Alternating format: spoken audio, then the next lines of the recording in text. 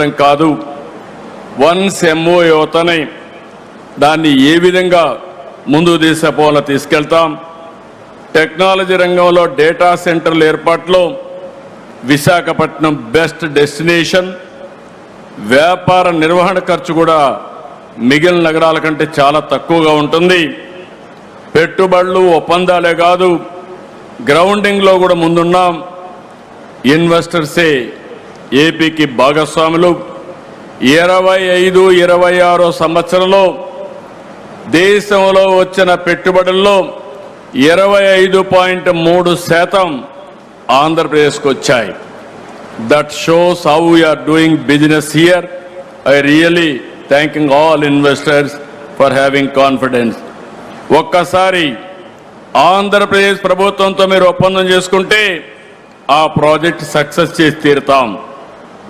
28 సెప్టెంబర్లో ఈ ప్రాజెక్టుకు ప్రారంభోత్సవం చేస్తాం. Already 0 date has started. Adani Saab and also Airtel, Google. I am requesting you, before September 28th you are starting. If you can prepone another 3 months or 6 months, we will be very happy for that. What is your demand? They are capable or not? గట్టిగా చెప్పండి, కూడా చెప్పండి. Capable అయితే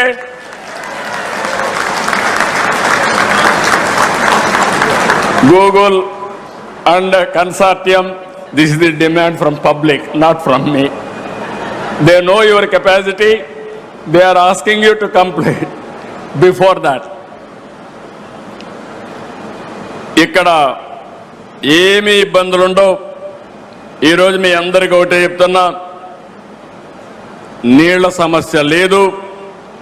60 రోజుల్లో గోదావరి నీళ్లు అనకాపల్లికి, విశాఖపట్నానికి తీసుకొచ్చే బాధ్యత ఈ ప్రభుత్వం తీసుకుంటాం.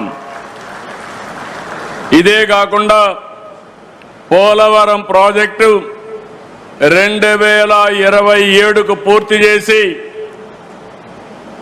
గోదావరి పుష్కరాల కంటే ముందే ప్రధానమంత్రి గారి ద్వారా జాతికి అంకితం చేస్తామని చెప్పి కూడా నేను మీకు తెలియజేస్తున్నా.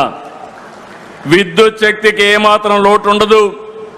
90 గిగావాట్ల గ్రీన్ ఎనర్జీ ప్రాజెక్టులో ఒప్పందాలు కుదుర్చుకున్నాం.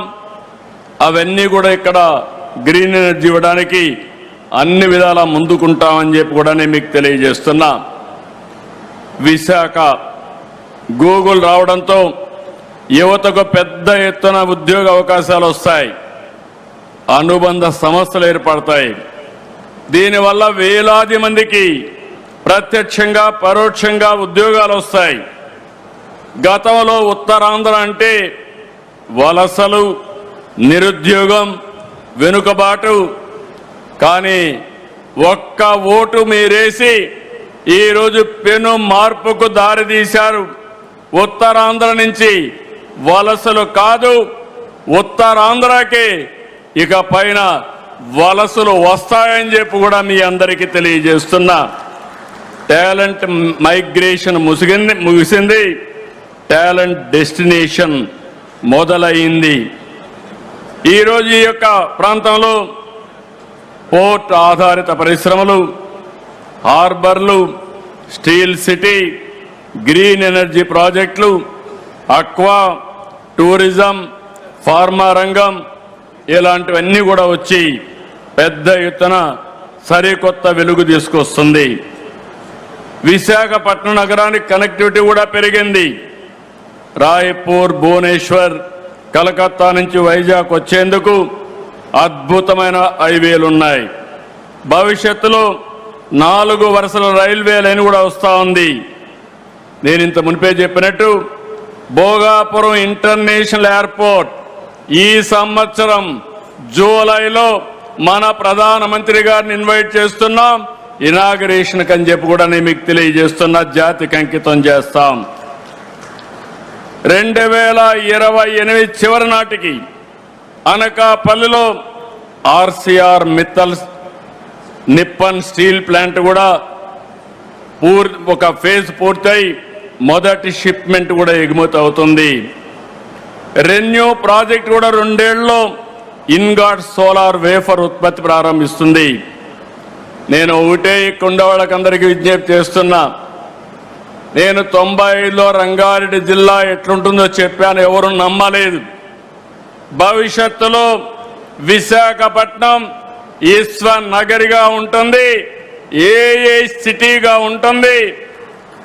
ఆ రోజు ఆ రంగారెడ్డి ఎట్టుందో ఈరోజు అనకాపల్లి జిల్లా మరో రంగారెడ్డి జిల్లాగా తయారై బ్రహ్మాండమైన అభివృద్ధి చేసే బాధ్యత ఈ ప్రభుత్వం తీసుకుంటామని చెప్పి కూడా నేను మీకు తెలియజేస్తున్నా.